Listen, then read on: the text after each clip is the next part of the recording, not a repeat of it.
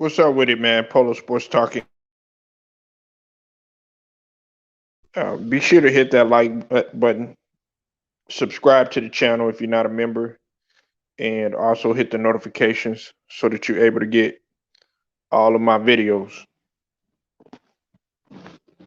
We got to ask ourselves a question now. You know, um, could this potentially be a rivalry between the Phoenix Suns and the Golden State Warriors? Now, I know everybody's thinking I'm asking this question because, okay, the series is tied between them. Of course, Phoenix has a 19. They're 19-4, and the Warriors are 19-3. They're first and second. On top of that, they're first and second when it comes to defense, at least the defensive rating. Now, as far as defensive efficiency, I think there was somebody else that was. I think they're both. Yeah, they're both first and second when it comes to defensive efficiency. Um, and then also the the more important thing that we also have to understand too is that both of these both of these teams have similar settings in terms of their team. Okay, I'll tell you what I mean. You have veterans on the squad, one is superstar, in a Chris Paul, and then of course a lot of people forget that Andre Iguodala's on the squad too as well. You know what I'm saying? And he's a veteran too. And while he's not a superstar like a Chris Paul or whatnot, but he has been a Finals MVP. And on top of that, he's got rings to go along on his resume too. Then on top of that, you have a defensive player and or defensive players on both sides. When you talk about a guy like Crowder, when you talk about Landry Shamet, when you talk about, a lot of people don't give Cameron Johnson his just due on defense, and that boy Mikal Bridges. And for those of y'all that know, I know Hitman knows that I like Mikal Bridges, and I also like Jalen Smith, who I feel is going to eventually emerge, regardless of what people want to think. And then on top of that, of course, on the Warriors, you got Draymond Green, you have the Gary Payton the second, you know, who is emerging as a defender too, and also he could score too. And then you have um, Looney. He sometimes he could be questionable with the defense, but he made up for it last night. And then of course you have Wiggins. He stepped it up big last night again. He struggled against the first game against Phoenix. But there again, it's just how you bounce back too. And of course, Otto Porter, he's a defender too. Now, then you also have a scorer in Curry, he's on record pace to get Ray Allen the record.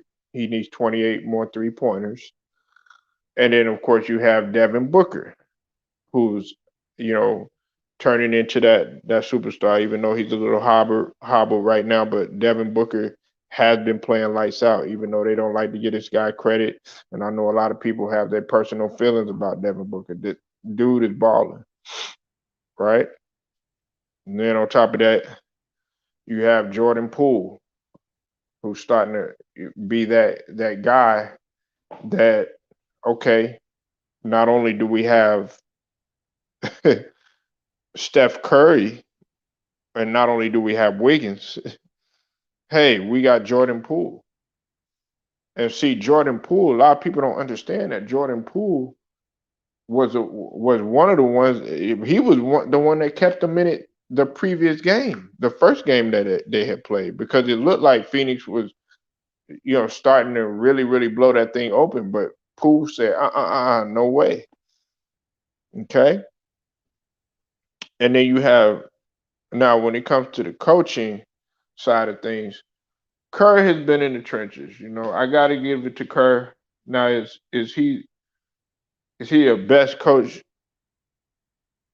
Nah, not so much, but he's good at managing talent. Monty is what you call an excellent coach, being able to work with what you have, and he can manage to as well. Now, Monty did get questioned about some of the adjustments that he did make in the finals. He did get criticized, but Monty, you can't take anything away from him. You know, this is really brewing into a rivalry. This is brewing into a rivalry, and I think it's going to be it's a good one too.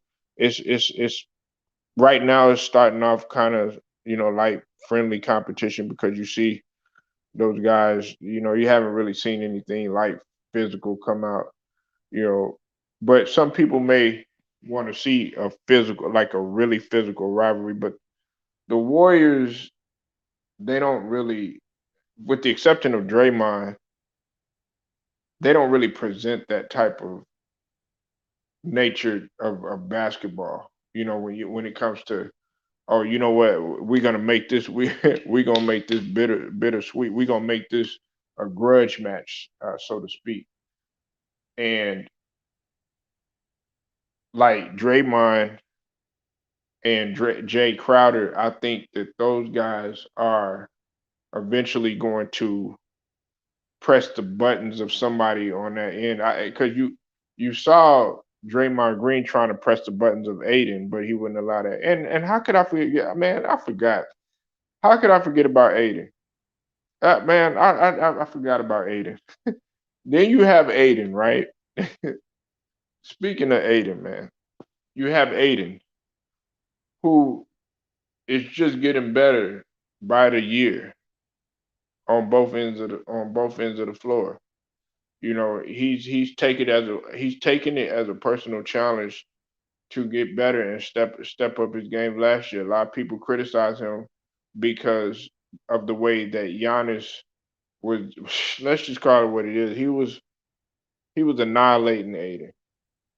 I mean, he was annihilating Aiden. He made Giannis made Aiden look his age. Giannis, and see, a lot of people don't notice they worked out together. DeAndre Aiden, Mo Bamba, Joel Embiid, and Giannis Antetokounmpo, they all worked out together. They worked out with KG too as well. So they pretty much they kind of know each other's game. But I think Aiden is hungry to get back and to show people they're hungry to get back into the finals, much like the Milwaukee Bucks are hungry to get back in the finals too as well. You know, now do I think personally that we're going to see a a repeat of the finals? That remains yet to be seen. But man, they're sure on pace, and the Warriors are not trying to sit here and take the foot off of anybody's neck. You got to give them credit. They came back, they bounced back with yesterday's win. It was 118-96. That they came back, but see, this is the thing where the Warriors are very impressive. Okay, we know that everybody knows that they outshot them. Uh, they outdid them on free throws, not by much, because they was at 75% free throw shooting, and the Suns were at 74. But where I'm most impressed is the Warriors. They had 30 assists, and then on top of that, they out rebounded them from 51 to 38. And more importantly, they had more blocks and they had more steals than them. You gotta like the way you gotta like the continuity and the chemistry that these guys have. Now, Is Monty to be slept on? No, absolutely not. It be you got to be snorting lines to think that Monty Williams is not going to come back and have a better game, especially against these guys. You know, him bouncing back and being able to show resilience after that loss is going to show. They don't have Booker right now, you know, and I think that that's a good thing for them. See, the difference between the Lakers and the difference between Phoenix is that when a guy goes out, or even with Golden State, both of them, when these guys are having injuries, or when something happens to them, or they're being set back, these guys are able to respond to it. These guys are able to respond to it. And even though they lost, Phoenix went down fighting. They went down fighting. It wasn't a tough task by any means. It wasn't a tough task by any means because it, Phoenix. I think it was more about the fatigue. Now, a question was brought up earlier, and this was in reference to Chris Paul. I'm gonna say this. Chris Paul did not have his best game, but it certainly wasn't all his fault. It just wasn't. It wasn't all his fault. Okay. Um, People were talking about that. Okay, well he did not have a sense of urgency or any of that. Listen, that's that's not the case because I felt like he controlled the tempo pretty well. I felt like he controlled the tempo pretty well. Uh, you also have to realize that they were without they were shorthanded. They were shorthanded.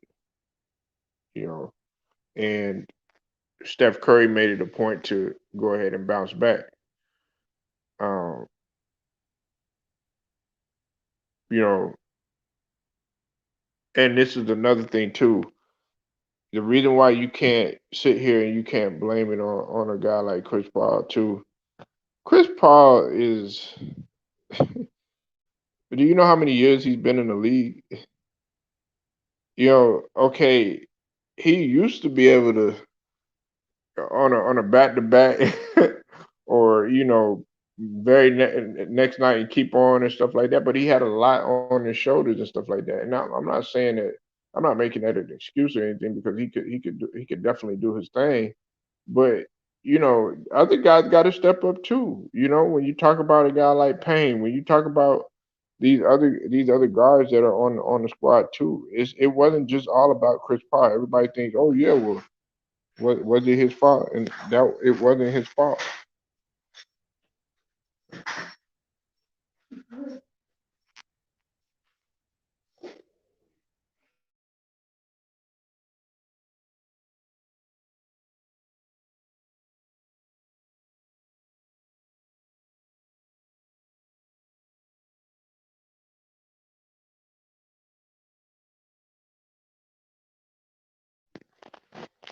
And that's what we have. That's what we have to understand.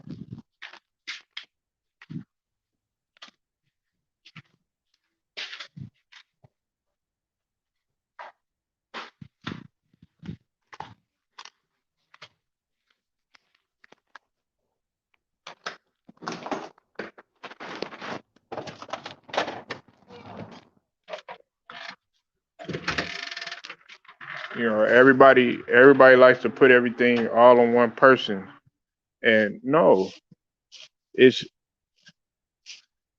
Chris Paul wouldn't have helped any more than what D Book would have helped if he was there, being that those guys talent level, you know, in this game was just unmatched. Well, not talent level. I'm sorry, their energy level. Sorry about that, y'all. Their energy level was high, and even Steve Kerr has said that. Look, they needed to speed things up. So having Book there, I'm not saying that they would have won or anything like that, but I don't think that the Warriors were gonna take a L like that. Uh, for a second time against that team. And Kerr did a good job of making adjustments. Kerr made a good job. Listen. I've been one of the ones that's been very critical of Steve Kerr. I've been critical of him. Now, the main, I think the main thing that I had said about Steve Kerr was that he, he stepped in and took what was already established by Mark Jackson, but he had to get things you know, up and running again. But see, Steve Kerr, a lot of people don't understand this is that Steve Kerr knows Phoenix as an organization. Steve Kerr was the GM there. He was in the front office there, you know. So we can't act like Steve Kerr is just straight trash or or something like that. You know what I'm saying? I'm not gonna say that, but he's not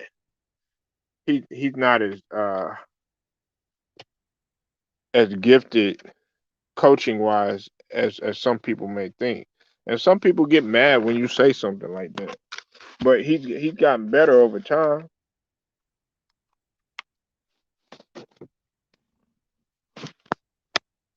He's gotten better over time.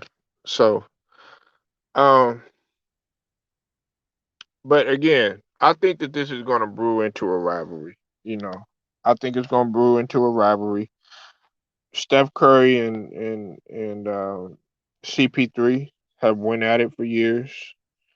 Everybody still talks about how Steph Curry, had that nice little move against Chris Paul when he crossed him up and made him fail and all that.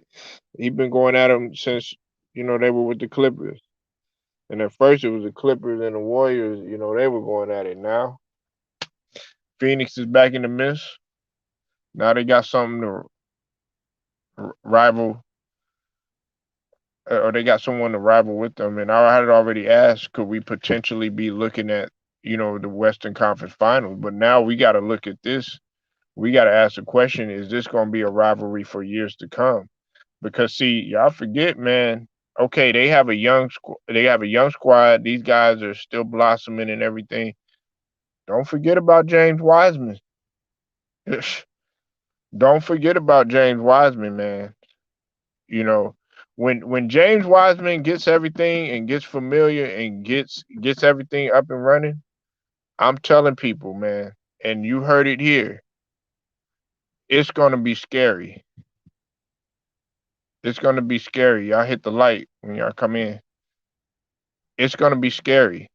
And listen, I know their offense and their style is not predicated for a big man and all this other stuff.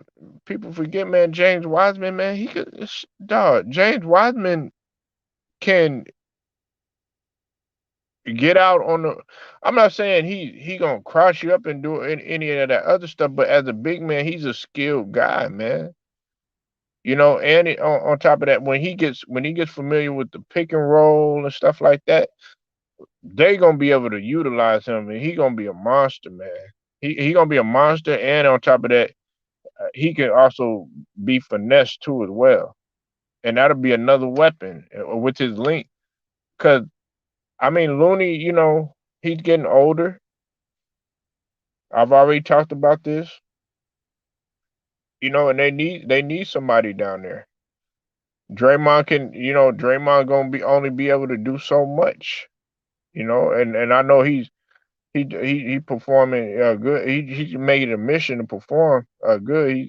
He done got back to being. I think he took a lot of criticism from last year. They took a lot of criticism when they played Memphis, man, and lost in that play. And that they took a whole lot of criticism. But I really feel like this is gonna be a rivalry, man. And the Phoenix Suns, as soon as they get everybody, and then you got JaVale McGee on there. This is they got on every different position. They got guys that can go at each other on each position, one through five, one through fives. And this is another thing too. This is my final point of the video.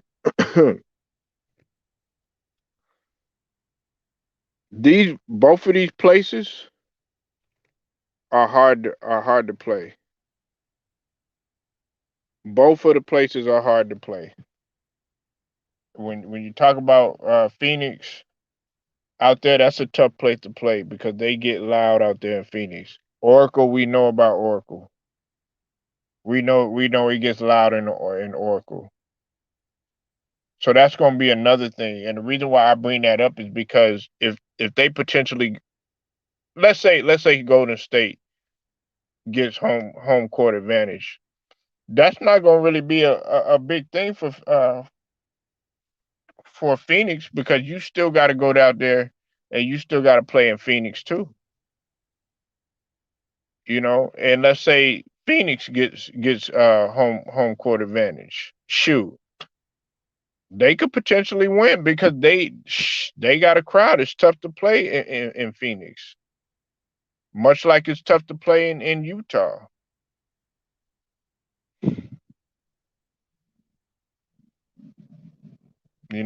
So y'all let me know what you think.